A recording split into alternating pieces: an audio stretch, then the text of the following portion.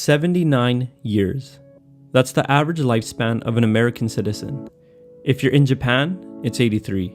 Canada, 82. 68 in India and Sierra Leone, 50. 79 years, but not all of those are free. If you sleep 8 hours a day, you'll sleep for about a third of your life, which cuts that down to 53 years.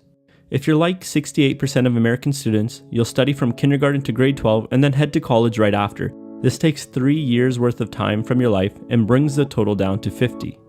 If you spend a typical 45 years of your life working full-time at 40 hours a week, this amounts to 93,600 hours or 12 years of time, which brings the total down to 38 years.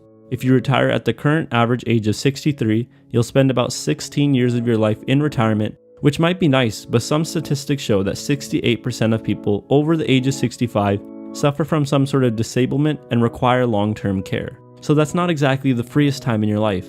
So that brings the total down to 22 years. The average American spends a little over 10% of their life cooking, cleaning, eating, or doing housework.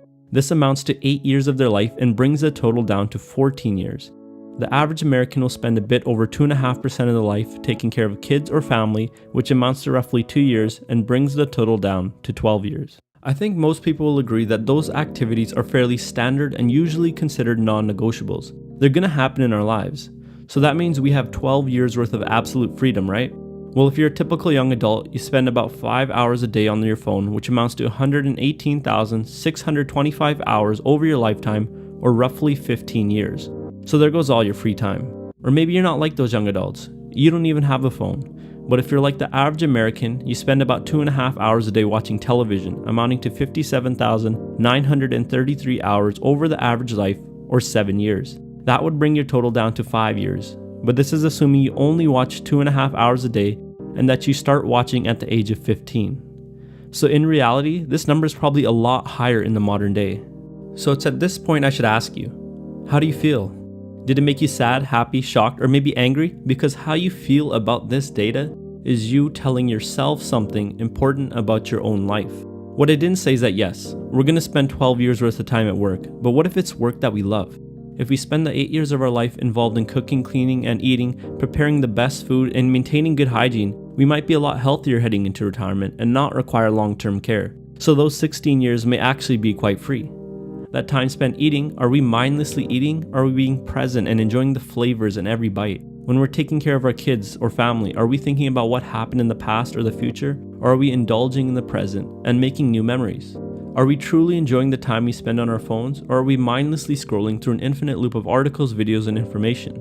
Do we enjoy watching TV, or is it just something to do when there's nothing to do? The exact precision of the numbers I presented isn't important. What is important is the feeling the information gave you. What I'm trying to say is that life, even if we are truly free for the whole 79 years, is extremely short. Life has been around for 3.8 billion years on Earth. You and I are just the tiniest of tiniest specks in existence. Whether we like it or not, our clocks are constantly draining. Our most precious asset, our time, is constantly being fought over, and we might never come back. If you're working a job you hate, that's 12 years of your life gone. If you aren't healthy or financially prepared for retirement, that's another 16 years gone. If you're in the habit of constantly checking your phone or going home and watching TV on the couch all day, and you don't really enjoy these activities, that's at least another 10 years of your life gone. So it's time to make a decision. We can do what we think we're supposed to do or what people tell us to do. Passively let life pass by and keep on thinking that we have a lot of time left. Constantly think about the past and worry about the future. Lose an hour here and an hour there and keep waiting for tomorrow. Or we can truly understand the shortness of life and start taking control of it. Start appreciating each moment for what it really is. A moment we'll never get back. And become deliberate with our actions. I'm not advocating anyone hastily quit their job or drop out of school. Not at all. Self-discipline and delayed gratification are great tools that can be used to maximize overall freedom and enjoyment in life. The only thing I'm advocating is to be mindful of how we spend our own time.